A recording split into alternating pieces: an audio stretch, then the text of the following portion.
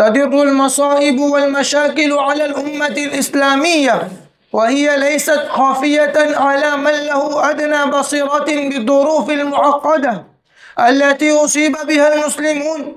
هذه الظاهرة المضادة الشنيعة التي تدع الحليم حيرانا من آيات أوروبا وأولادها البررة على العالم الإسلامي. وما استهدف هذا العدو الماكر الغادر من هذه المغريات إلا اختطاف الشبان المسلمين من أحضان العالم الإسلامي. فأنادي رفيقي في المدرسة أمان الحيدرفوري ليحضر أمام المذياع ويخطب حول الموضوع من يصون الشبان عن فتنة العمياء. الحمد لله، الحمد لله الواحد القهار الجبار. أشهد أن لا إله إلا الله، وأشهد أن محمدا عبده ورسوله. أعوذ بالله من الشيطان الرجيم. بسم الله الرحمن الرحيم.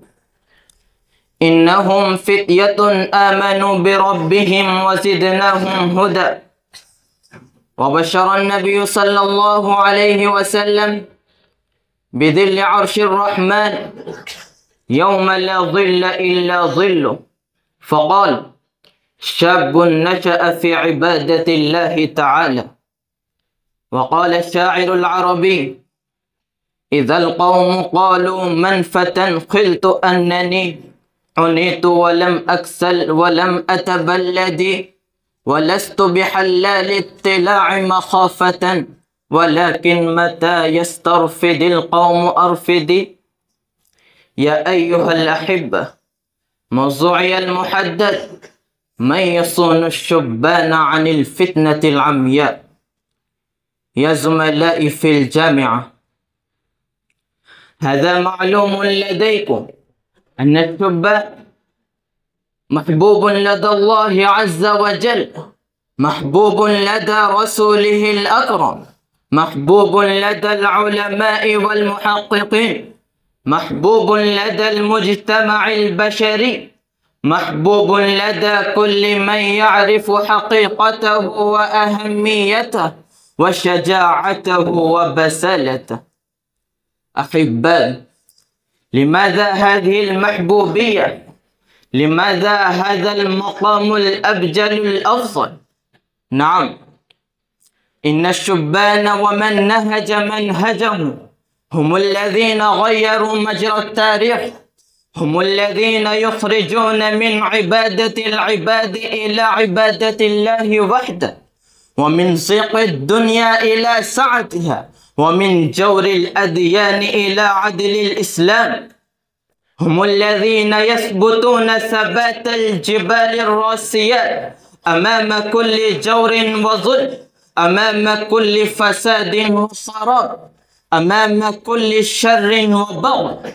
هم الذين يثبتون فلا يتذبذبون، هم الذين يثبتون فلا يتأخرون. هؤلاء الشبان المحمديون الذين يلتهبون، الذين يتحمسون، فيقولون بلسان حالهم: سواي يهاب الموت أو يرهب الردى، وغيري يهوى أن يعيش مخلدا، ولكني لا أرهب الدهر إن سطى، ولا أحذر الموت الزؤام إذا عدا. ولو مد نحوي حادث الدهر كفه، لحدثت نفسي أن أمد له يدا. توقد عزمي يترك الماء جمرة، وحيلة حلمي تترك السيف مبردا. وإنك عبدي يا زمان، وإنني على الرغم من أن أرى لك سيدا، وما أنا راز أنني واطئ الثرى، ولي همة لا ترتزي الأفق مقعدا. يا إخواني في الدين، الشبان هم الذين يواجهون كل خطر، هم الذين يدافعون كل مكر، هم الذين يقابلون فراعنة الوقت، هم الذين يقارنون جبابرة الزمن، هم الذين يصارعون الأكاسرة والقياصرة والطواغيت، هم الذين يؤدون دورا فعالا في إسعاد البشرية، دورا جبارا في إنقاذ الإنسانية، دورا قياديا في كل مجال من مجالات الحياة.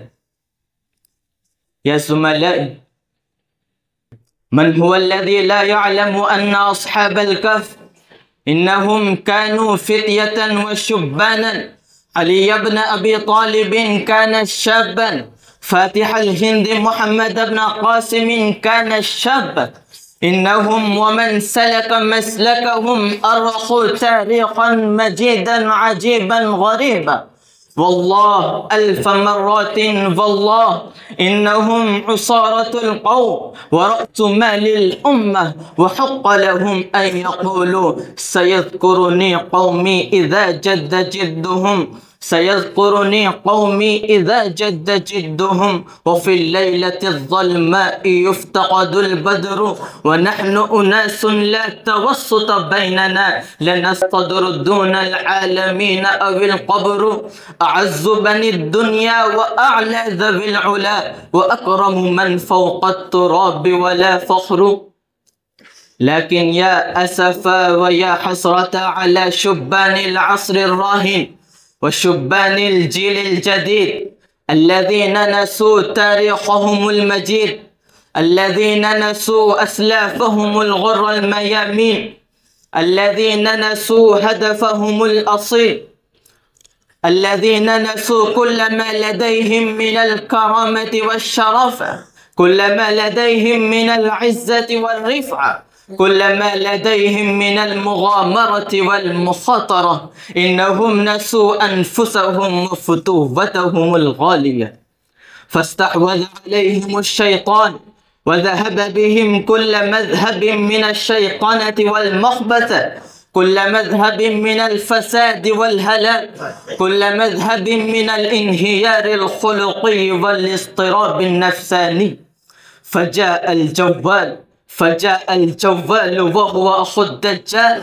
إنه جعلهم لقمة سائغة، جعلهم فريسة لذيذة، وأخذهم كل مخذ، فجعلهم مجنونا أحمق خبيثا أفسد، عاصيا باغيا طاغيا مجرما، جعلهم أعمى أصم وأبكم، فحقق ما أجاز له الله عز وجل. قال أنظرني إلى يوم يبعثون، قال إنك من المنظرين. قال فبما أغويتني لأقعدن لهم صراطك المستقيم، ثم لآتينهم من بين أيديهم ومن خلفهم وعن أيمانهم وعن شمائلهم ولا تجد أكثرهم شاكرين. يا أحبائي، من يصون هؤلاء الشبان الذين وقعوا في الفتنة العمياء وصلوا عن سواء السبيل، فاستحوذ عليهم الجوال الدجال؟ لا يمكن لهم الخلاص ولا يمكن لهم النجاح إلا أن يزكوا أنفسهم عن الخبائث والرذائل، أن يطهروا بباطنهم من كل الأدناس والأرجاس، أن يزينوا قلوبهم بالحسنات الدائمات، وأن يتحمسوا للدين الحنيف الذي خلقه اللطيف الخبير. فلا بعد أن يكون الشاب العصر الحاضر نموذجا أمثل، وأن يكون صالحا للأسلاف الغيورين. وفي الختام أخاطبكم يا أيها الشبان بهذا الشعر وأوادعكم: ما عابك ابن السابقين إلى العلا، ما عابك ابن السابقين إلى العلا، تأخر أقوام وأنت مقدم، وما لك لا تلقى بمهجتك القنا، وما لك لا تلقى بمهجتك القنا، تأخر وأنت من القوم الذين هم. أكتفي بهذه الكلمات.